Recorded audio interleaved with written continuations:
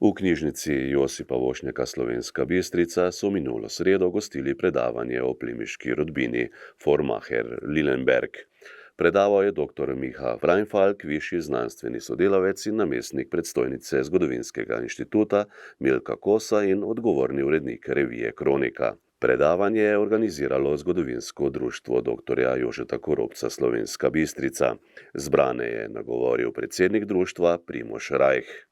Med plemiškimi rodbinami, ki so krojile usodo Slovenske Bistrice, je bila tudi rodbina Formacher-Lillenberg. Tu je pustila močan pečat. Njeni člani so dolga desetletja opravljali poštno službo. Najdemo jih tudi med župani in ustanovitelji gasilskega društva.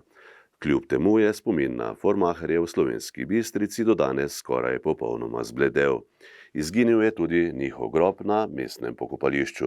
Tudi v genealoških pregledih plemiških rodbin, ki so izhajali še za časa monarhije, Formacherjev praktično nikoli ne najdemo, če pa že samo tisto vejo, ki je živela v Bukovini, v današnji Romuniji in ki ga bom tudi predstavil. No, tako da se je kazalo, ko sem začel raziskovati Formacherje, da bo dejansko treba začeti od ničle. No, potem se je pa pokazala srečna najdba, to je besedilo Anne Vambrecht-Zamer z naslovom nemškim Familienkronik derer von Formacher auf Lillenberg. Anno Vambrecht-Zamer verjetno bolj poznate kot pisateljico, ki je napisala znameniti roman o celjskih grofih, danes grofi celjski nikdar več. Je pa v svojem kratkem življenju napisala več del, med njimi tudi tole družinsko kroniko družine Formacher leta 1930. Anna Vambrecht-Zamer je bila namreč mladostna prijateljica in sošolka dveh članic Formacherjev iz Slovenske Bistrice, Frančiške in Zoje, ki sta se šolali v Mariboru. Ana je bila večkrat pri njih na obisku in je potem tudi napisala zgodovino njihove rodbine. To delo je ostalo v tipkopisu, ni bilo nikoli objavljeno, danes ga hranijo v arhivu v Gradcu. In iz tega teksta je razvidno, da je pri svojih raziskavah uporabljala tudi nekatere primarne vire, ki jih pa pogosto žal ni navedla in zato danes ni mogoče več preveriti. No in to delo Anne Vambrecht-Zamer je pripomoglo, da se je lahko vso množico imen, ki so se nenadoma začele pojavljati v virih, da se jih je spravilo v nek red. Predstavitev neke rodbine je lahko zelo naporna, ker je zelo veliko imen in se zelo hitro lahko izgubimo, zato bom poskušal predstaviti to rodbino čim bolj nazorno počasi. Najprej bom predstavil neko zgodnjo zgodovino te rodbine, potem pa od 18. stoletja, ko postane plemenita in se razdeli na dve liniji, na Kranjsko in na Štajersko. Kar se tiče zgodne zgodovine Formacherjev, se lahko opremo na ugotovitve Anne Vambrecht-Zamer, ki je ugotovila, da so bili Formacherji pravzaprav v osnovi Tirolci iz Pustertala oziroma Pustriške doline in ne bi bili med tistimi Tirolci, ki jih je frajzenški škof v 13. stoletju naselil v Škofji Loki oziroma v njeni okolici. In Formacherji so po njenih ugotovitvah dejansko dali ime eni novi naselbini v okolici Škofje Loke, ki se danes imenuje Forme, po nemško Formach.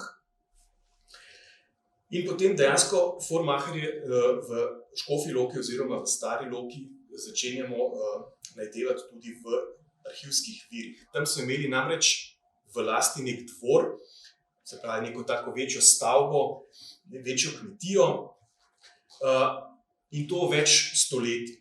Namreč, ko je v sredi 18. stoletja eden od Formacherjev po imenu Marko Anton prosil za plemiški povzdik, je v tej svoji prošnji navedel, da je ta dvor v Stari Loki v njihovi rodbinski lasti nepretrgano že skoraj pol tisočletja in da je lastnik v tem času prav on, Marko Anton, ki ga je ta dvor podedoval od svojega očeta. V tem dvoru pravzaprav ne vemo praktično nič, se zelo verjetno tudi ni ohranil, oziroma če se je predelan, se ga ne da identificirati. Je pa možno, ena ideja je, da se je imenoval pravzaprav Lillenberg.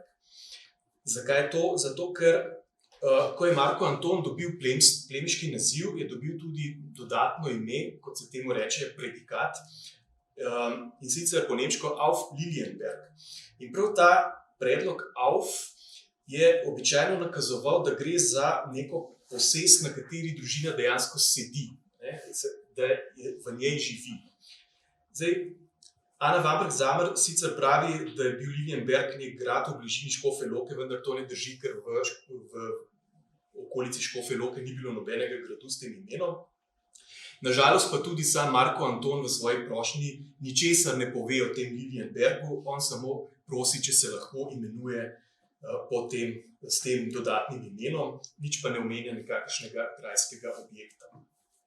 No, Marko Anton je potem v svoji prošnji naštel številne prednike, sorodnike, ki so se odlikovali v preteklosti kot uradniki, kot vojaki, zlasti v bitkah proti osmanskim Turkom na Balkanskem polotoku. Namreč vsak, ki je želel postati plemič, ki je dal prošnjo na dvor, da bi bil povzdignjen plemiški stan, in moral navesti številne zasluge, zakaj si zasluži pravzaprav plemiški naziv, in to ne samo za svoje zasluge, ampak tudi zasluge svojih prednikov. No, in Marko Anton je potem izpostavil predvsem dva brata iz 16. stoletja po imenu Peter in Matija Formacher, ki jima je nadvojvoda Karel konec 16. stoletja podelil grb in pravico, da imata lahko fevde. In ta podelitev je bila nagrada za njuno zvesto in učinkovito službo, oba sta bila namreč uradnika, Peter je služboval na Tolminskem, Matija pa na Vranskem. No, in kot je ugotovila potem Ana Vambrk-Zamer, je Matijeva veja kmalu ugasnila, medtem ko je Peter bil prednik vseh poznejših Formacherjev.